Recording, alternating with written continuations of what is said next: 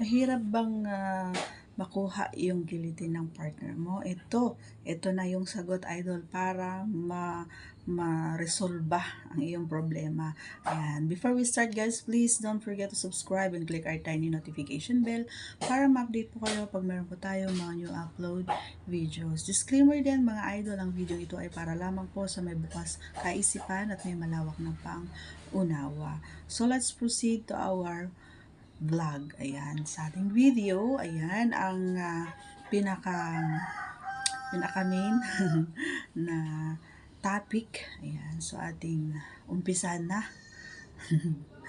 Diba? Kasi nga, mga idol. So, yun, hindi na bago sa atin, no, mga idol, no, yung lalong-lalo na kapag matagal na nagkasama, alam mo yon, yung matagal na ginagawa yung minsan hirap na. Hirap na yung babae na mapael, no? Totoo yun, mga idol, lalong-lalo yung may mga edad na. Totoo yun, yung hirap na hirap ng lalaki na gawin kahit na kalkalin pa yung buong pechay or kahit na laruin, di ba? Laging sinasabi sa inyo, yung laruin mo yung tinggel, ganon, di ba? Ayan, so pasensya na, medyo maingay mga idol kasi maraming may tao diyan sa kabila. may okasyon, so maingay. Yun, pero back to our topic. Ayan, so lalong-lalo na yung mga nasa 40s, ganyan, so medyo nahihirapan na yung mga partners nila na palibugin, kumbaga. Totoo yun. Real talk tayo ulit. 'Di ba mga idol, totoo 'yun. Parang ang hirap kahit sa side ng mga kababaihan is parang hirap din sila kahit gustuhin man nila na magwet kaagad si Pechay is hindi nila magawa, gawa nga ng nahihirapan sila. So ngayon bibigyan ko kayo ng mangilang-ilang tips mga boys, yan sa mga kalalakihan or sa mga kababaihan na rin. So unang-una sa lahat mga idol, ay huwag kayo Ayan, una, huwag kayong na wala kayo sa mood. Huwag kayong makikipag-SEX pag wala kayo sa mood. 'Di ba? Pero pag nagkataon na inaya kayo ng partner nyo, si pare ko na wala sa mood ang babae, is talagang expect mo na talagang hindi ka agad magwewet. Magwewet na lang yan kapag nakapasok na si Junjun doon kay Pichay. Yun yung ibig kong sabihin, okay? So, pangalawa, idol, halimbawa naman, bata-bata pa, pero, may takot, kumbaga, no? Takot pa siya. Yung hindi pa siya masyadong, pagdating sa mga, hindi pa niya kabisado. So, medyo takot. Paano mo gagawin ito? Syempre yung dahan-dahan, syempre, lambingin mo muna.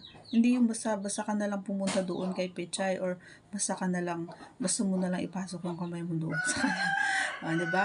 Tapos doon mo na, diba? Bigla mo na lang ipapasok doon, then doon mo, hindi ganoon. Kailangan na lambingin mo muna, so ikis mo muna siya, and then medyo hapyawan mo kanyang usus, yung kanyang utong, yan, yung kanyang batok, yung lieg, yan kasi yung mga parte ng katawan ng babae na sure ako mga idol na talaga naman na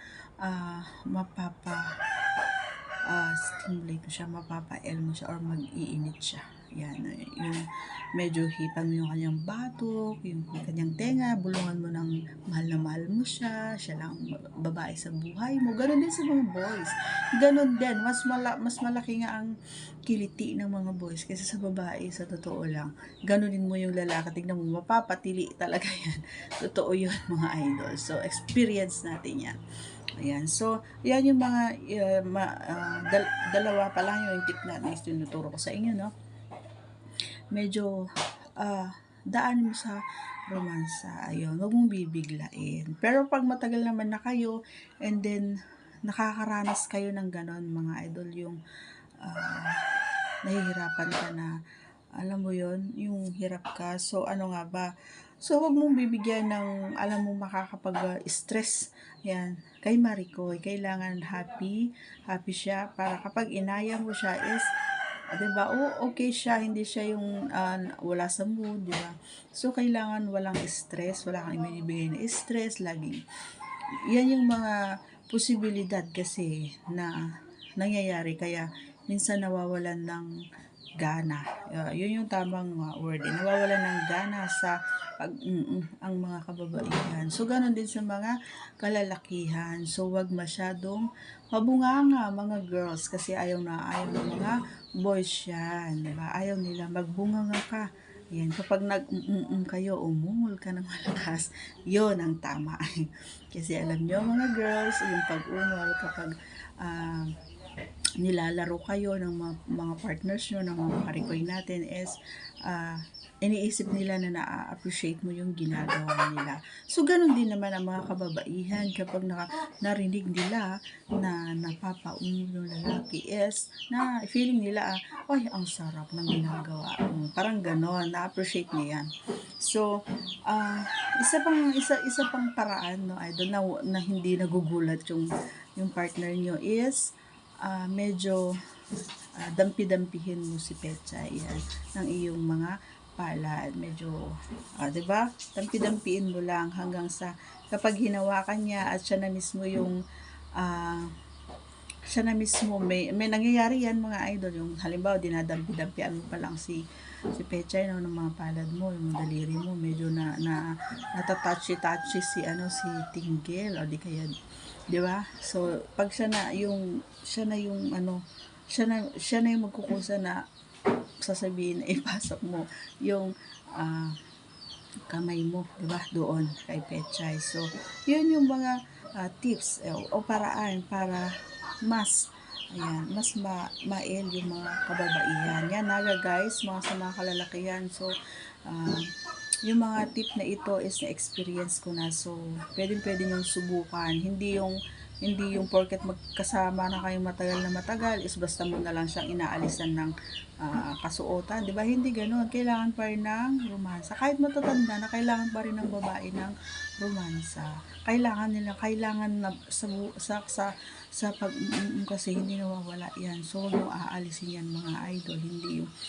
Hindi yung basta na lang kayong patong, di ba? And then ganun, pasok mo na, wala man lang romansa. So, pag araw-araw na ganun ang ginagawa niyo mga idol, ay magsasawa ang mga babae, guys. So, mararamdaman niyo na lang kapag araw-araw na ginagawa niyo yon is kapag kayo, wala na siyang ginagawa, nakaganon na lang ang kamay niya, nakababa na lang, hindi na kayo inaakat, wala na yung dati na higpit ng yakap niya sa'yo, hindi na kayo hinalikan, kapag kayo, hindi na kayo tinititigan, wala na kayo naririnig ng ungol.